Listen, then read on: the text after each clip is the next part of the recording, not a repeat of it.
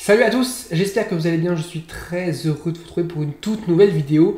Et aujourd'hui, on va faire un nouveau format, on va passer en revue les informations de la semaine dernière. C'est un rendez-vous qu'on va se donner tous les lundis avec vous les abonnés. On va se donner rendez-vous tous les lundis pour faire un bilan, un récap de la semaine, les 5 infos que j'ai retenues pour moi de cette semaine. Je mettrai un timecode pour chaque info, donc si vous voulez passer une info, vous pouvez, il n'y a aucun souci. Dites-moi si le concept vous plaît, n'hésitez pas à liker, à commenter, à partager pour continuer à faire grandir cette communauté. Je vous remercie du fond du cœur. Et on démarre tout de suite avec malheureusement la grave blessure de Lucas Pouille. Comme vous voyez, malheureusement, c'est un Lucas Pouille au sol qui nous a quitté à Lille alors qu'il servait pour revenir à un 7 partout face à Arthur Bouquet. Malheureusement, le corps, encore une fois, de Lucas Pouille n'a pas tenu. Et là, c'est terrible, c'est une rupture complète du tendon d'Achille, malheureusement, pour Lucas Pouille. Et là, il l'a dit après le match, c'est peut-être le dernier match de sa carrière. Bon, après, il est revenu un petit peu sur cette phrase-là, mais ce que je veux dire, c'est que voilà, c'est terrible. À chaud, évidemment, qu'il doit se dire, c'est pas possible, toutes ces galères que j'endure, je reviens top 100, j'ai plutôt un bon niveau, je vais faire tableau à Roland, je vais faire tableau à Wimbledon. Et il se retrouve là, au final, il se pète. Et c'est terrible. Une blessure comme ça, il y avait notamment Presnel Kimpembe dans le football qui a eu cette blessure-là. Il a eu une rechute aussi, mais il n'avait pas joué pendant 2 ans. Donc avec la rechute, on va dire 1 an, mais c'est minimum 1 an pour Lucas Pouille. C'est terrible. À cet âge-là, il va avoir 31 ans bientôt. Il ne peut pas se permettre d'avoir des grandes blessures comme ça. Et c'est dur. Franchement, c'est très dur pour Lucas Pouille. Voilà, justement, c'est ce qu'il avait dit à la fin de son match. Des chances que ce soit le dernier match de ma carrière. Il avait dit ça juste après le match, puisqu'il y avait la conférence de presse, justement, de la finale, après la finale. Et voilà, il était dépité, évidemment. Et Lucas Pouille qui va se faire opérer ce lundi, aujourd'hui, il va se opérer au plus vite pour voir un long processus de convalescence. L'attendra ensuite à voir ce que ça va donner pour Lucas Pouille. J'espère quand même qu'on va le revoir parce que ce serait terrible. Lucas Pouille, quand même, c'est quand même un joueur. Alors, on se moque de Lucas Pouille, ok, on va dire, ouais, c'est qui Guignol. Lucas Pouille, c'est quand même le dernier Français à avoir fait une demi-finale dans l'histoire de l'Open Australie 2019. C'est le dernier Français à avoir apporté un point décisif pour faire gagner la Coupe Davis. C'était en 2017 face à la Belgique. C'est l'un des derniers Français, d'ailleurs peut-être même le dernier, à avoir battu Rafael Nadal en Grand Chelem. J'ai pas d'autres Français qui ont battu Nadal en Grand Chelem. Donc voilà, pour moi, Lucas Pouille, ça reste quand même un très grand joueur français qui a fait vraiment partie de cette dernière décennie. Et c'est triste de voir un joueur peut-être nous quitter comme ça. Et je voulais lui rendre hommage en commençant par lui ce début de vidéo. Et maintenant, on va parler évidemment de Carlitos Alcaraz. Oui, parce que ça y est, on ne peut plus critiquer Carlitos en indoor. Carlitos Alcaraz a remporté un tournoi en indoor, son premier tournoi en indoor. Alors c'était à nuancer son côté, oui, il gagne pas en indoor parce qu'il ne joue pas beaucoup en indoor, parce qu'il ne faisait pas les tournois avant Bercy, il ne faisait pas les tournois de février, c'est son premier Rotterdam. Il jouait Bercy et il jouait le Masters. Et à part ça, il ne faisait pas beaucoup de tournois en indoor, donc c'est pour ça qu'il n'a pas eu vraiment de grands résultats en indoor. Et puis surtout au Masters, il jouait que les top 10, donc forcément c'était aussi un peu plus compliqué. Mais là voilà, un tournoi où au début j'étais déçu de son parcours, même si c'est pas de sa faute. Moi je voulais qu'il joue Félix Auger-Aliassime, il a joué Vavasori, je voulais qu'il joue Holger Rune, il a joué Pedro Martinez. Mais ensuite, il a quand même joué les joueurs que je voulais qu'il joue, c'est-à-dire Hubert Hurkacz, qui pour moi en indoor est très très dangereux. Et on l'a vu sur le match, il a été très très dangereux. Et Alex de Minaur, qui je trouve est excellent en ce moment et vraiment il optimise au maximum son niveau de jeu. Et c'est ça aussi qui est terrible pour de Minaur, c'est que je trouve que voilà, il était au niveau de Carlos Alcaraz, sauf que quand Alcaraz décide d'appuyer sur le bouton, voilà, il y a une différence qui est faite. Et je trouve face à Alcaraz qui est bon sans être parfait, sans être étincelant, ça bat un de Minaur qui pour moi est très bon. Et c'est terrible pour de Minaur, c'est un peu ce côté faible avec les forts et fort avec les faibles, très très fort avec les faibles, parce qu'il ne perd plus face à des joueurs moins bien classés que lui. Mais c'est difficile aussi pour lui de gagner face à des joueurs mieux classés que lui. Et voilà, moi j'aime beaucoup de Minaur, mais voilà, ça me fait un peu de peine pour lui évidemment, parce que je trouve que face à ces joueurs-là, Sinner c'est encore pire, mais Alcaraz, Zverev, je pense même s'il a battu Djokovic, je pense que même un Djokovic sur un grand match, ça va être très compliqué. Donc voilà, mais il monte quand même 6ème mondial, on verra le classement à la fin de cette vidéo, mais il monte quand même 6ème mondial, meilleur classement en carrière, mérité pour Alex de Minaur évidemment, qui fait une 2e finale consécutive ici à Rotterdam. Malheureusement, il perd face à Sinner l'an dernier, il perd face à Alcaraz. Et voilà, Alcaraz qui est le plus jeune joueur de l'histoire à remporter un tournoi sur dur intérieur, dur extérieur, gazon, terre battue, il a tout fait, il a gagné partout. Maintenant, on peut dire qu'Alcaraz est polyvalent. Et évidemment, moi, j'avais aucune inquiétude pour Alcaraz. Ce qu'on a remarqué aussi sur le tournoi, c'est qu'il avait un écarteur nasal sur le nez. Donc esthétiquement, c'est pas très beau, mais bon, Est-ce que ça va aider à avoir de la performance? De toute façon, s'il met ça, c'est parce qu'il sait qu'il y a un gain, un boost de performance, ça permet de mieux respirer. On a vu Casper Ruud aussi l'avoir. On a failli avoir 2 tournois 500 remportés par 2 joueurs qui jouaient avec un écarteur nasal, donc peut-être pour donner des idées aux autres. Je ne sais pas, mais en tout cas, voilà, Alcaraz qu'on retrouvera évidemment très très vite. Mais c'est cool de voir Alcaraz remporter un tournoi en indoor. C'est son premier Rotterdam, il le remporte. J'ai pas grand chose à dire, même si voilà, il y a un peu encore de l'inconstance, il travaille sa régularité, mais il gagne le tournoi, donc. Qu'est-ce qu'on peut dire là-dessus? Voilà, dites-moi ce que vous avez pensé de Carlos Alcaraz qui vraiment, moi, il m'éblouit parce que son niveau, sa créativité, c'est tellement beau à voir Alcaraz. Alors parfois, c'est imprévisible même pour lui parce qu'il peut faire des choses qui sont totalement à l'ouest par moment, c'est-à-dire qu'il est totalement hors du coup, il est totalement, voilà, il est hors sujet par moment, et puis d'un coup, paf, il revient dans le sujet, il est exceptionnel, voilà, c'est Carlos Alcaraz. Alors quand on parle d'un joueur qui peut être parfois hors sujet, on va parler d'un joueur qui est très souvent hors sujet, qui a très souvent été hors sujet tout au long de sa carrière. Mais cette semaine, il nous a fait une semaine parfaite. La meilleure semaine de sa carrière à mon avis, parce qu'on l'a jamais vu autant régulier, c'est Denis Shapovalov qui renaît de ses cendres. Alors on a eu Félix Auger-Aliassime qui en ce début de saison était très bon. Et là on a Shapovalov qui s'est dit hey, ça va pas être le seul Canadien à réussir. Moi aussi j'ai envie de gagner un tournoi. Et il se tape un 500, un petit ATP 500, son premier ATP 500 en carrière, son 3e titre. Et surtout ce que je note c'est qu'il n'avait pas gagné un titre depuis Stockholm 2019, donc c'est son premier titre, c'est Stockholm 2019. Il remporte coup sur coup quasiment Belgrade en fin de saison dernière. Et là il remporte Dallas. Donc en l'espace de 3 mois, il remporte 2 tournois, ce qu'il n'avait pas fait depuis 6 ans. Donc je trouve ça plutôt pas mal. Ce que je note aussi, c'est que les 3 tournois sont en indoor. Donc évidemment, Shapovalov est capable d'envoyer des briques de partout, d'arroser le court. Quand il y a du vent, c'est encore pire. Donc évidemment que jouer en surface indoor, ça a l'avantage et qu'il est capable de tenir plus la balle en indoor qu'il est capable de faire en extérieur. Mais le niveau qu'il a eu tout au long de la semaine, c'est fou. Il a battu quand même. Donc Kekmanovic au premier tour, c'est déjà un premier tour qui n'était pas évident. Taylor Fritz, tête de série numéro 1, 4e mondial au second tour, c'était aussi un match très compliqué. Derrière, il enchaîne face à Thomas Marach qui était pas, voilà, qui est top 30, qui n'est pas non plus un peintre. Il enchaîne ensuite Tommy Paul en demi-finale, qui voilà, il continue à enchaîner. Et puis là, Casper Ruud, on aurait pu se dire que Casper Ruud va lui faire sa mayonnaise, lui tenir la balle et tout. Mais non, voilà, Shapovalov a été exceptionnel, très solide, plus costaud dans le tie-break. Très costaud, il break d'entrée de deuxième et paf, il clôture le match. Moi, il m'a impressionné parce qu'on n'avait pas vu un Shapovalov comme ça depuis...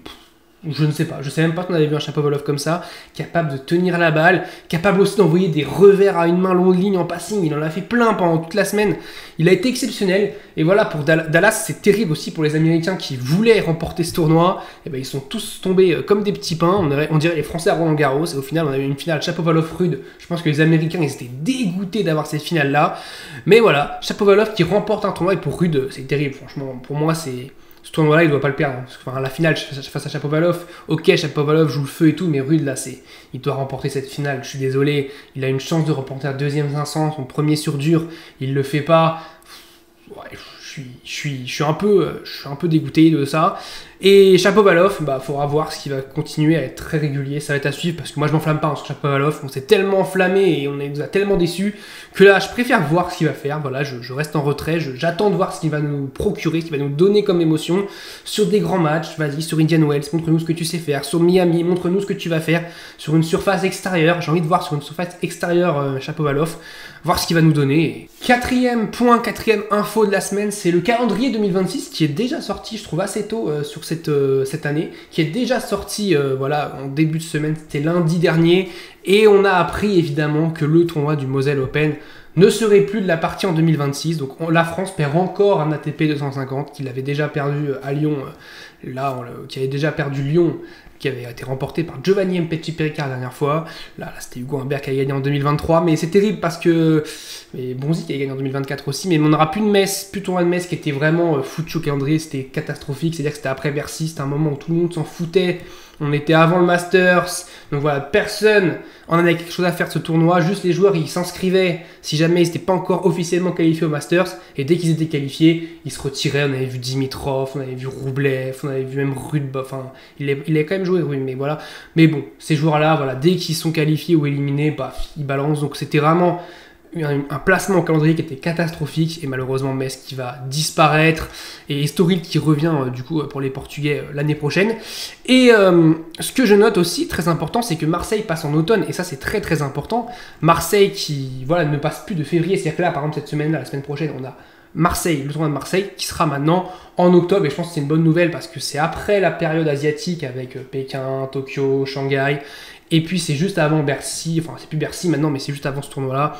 Et puis on a voilà, c'est en même temps qu'Anvers, on a juste avant Vienne et Bâle, donc c'est bien en fait, c'est un bon placement. Je trouve vraiment c'est un très très bon placement pour le tournoi de Marseille qui voilà, va être mieux je pense en octobre qu'en février, sachant qu'en plus l'ATP a un projet évidemment de faire un Master 1000 en Arabie, enfin aux Émirats Arabes Unis. Et évidemment, s'ils le font en février, ça va un peu niquer Marseille qui est en février aussi. Donc c'est mieux de le mettre en octobre. Là au moins il est placé tranquille en octobre. Il est juste après Shanghai. C'est-à-dire que des joueurs qui perdent tôt à Shanghai peuvent aller se faire la cerise à Marseille. Voilà, donc pour moi c'est un très bon placement pour Marseille qui se case en octobre. C'est parfait. Je pense que pour la pérennité de ce tournoi, pour la sérénité de ce tournoi, c'est très bien qu'il soit mis en octobre. Malheureusement évidemment on perd 2 tournois. C'est-à-dire Lyon cette année et Metz l'année prochaine, donc on n'a plus beaucoup d'autres. On a Montpellier qui résiste encore, Montpellier, même si c'est très très compliqué. On a Marseille, et puis pour moi, c'est tout. Hein. Dites-moi si j'en ai oublié un, mais pour moi j'ai oublié.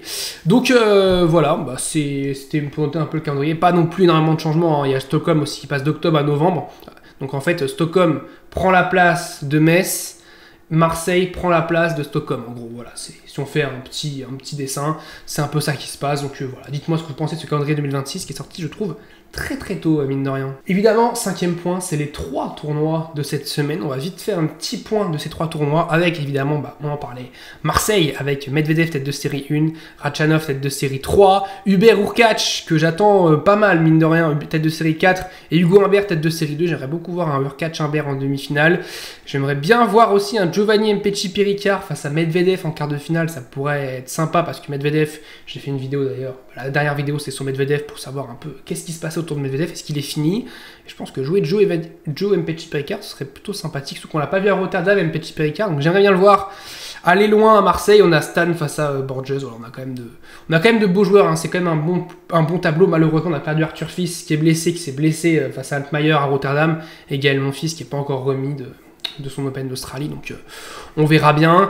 On a aussi Delray Beach, le tournoi où les Américains vont devoir un petit peu se venger de ce qui s'est passé à Dallas, parce que c'était pas beau, hein, clairement le Dallas. On a Taylor Fritz, tête de série 1, on a Davidovich Fokina en 8, Hernadi en 4, Nakashima en 6, Rinderknecht qui est encore là, tête de série 9.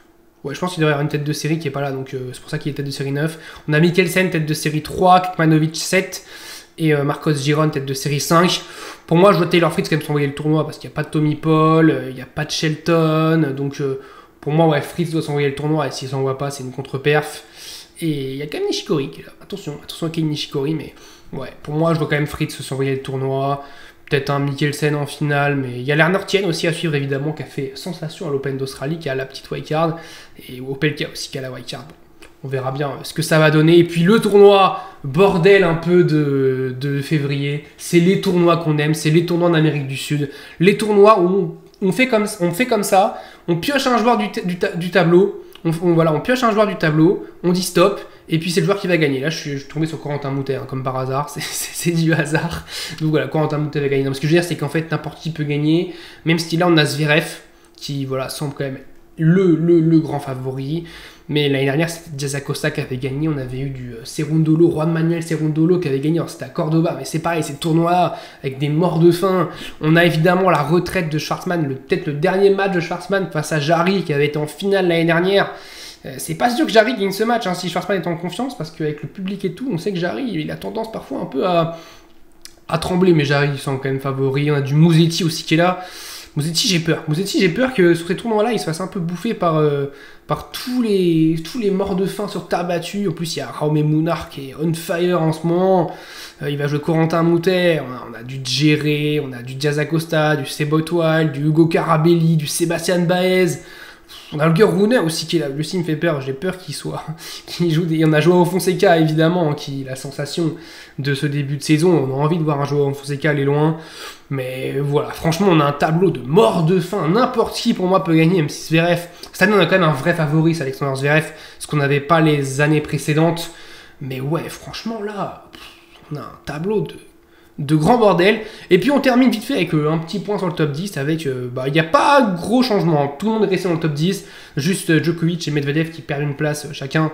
Et c'est Dominor qui en récupère 2. Mais Dominor qui va perdre 330 points la semaine d'après. Donc il va vite les perdre ses places. Il monte 6ème, mais c'est juste pour une semaine. Parce que les points de Rotterdam qu'il a remportés l'an dernier étaient cette semaine-là. Ça veut dire qu'il va les perdre en fin de semaine. Et au lieu de les perdre aujourd'hui, par exemple, Sinner va perdre ses 500 points en fin de semaine. Donc voilà, au final, il est 6ème mondial pour une semaine. Et voilà, c'est cool. Dites-moi ce que vous avez pensé de cette vidéo. Est-ce que le concept vous plaît de passer en revue 5 infos de la semaine? On se retrouve très très vite pour parler encore de tennis parce que, évidemment, comme j'ai dit, il y a Marseille, il y a Delray Beach, il y a Buenos Aires. Il n'y a que du bordel cette semaine. C'est n'importe quoi. 3 ATP 250. Après, on aura Doha qui arrivera. On aura Rio. On aura Acapulco. Enfin bref, on aura plein de tournois 500 aussi qui vont arriver. On se retrouve très très vite. N'hésitez pas à liker, à partager, à commenter. Je vous dis salut à tous. Portez-vous bien.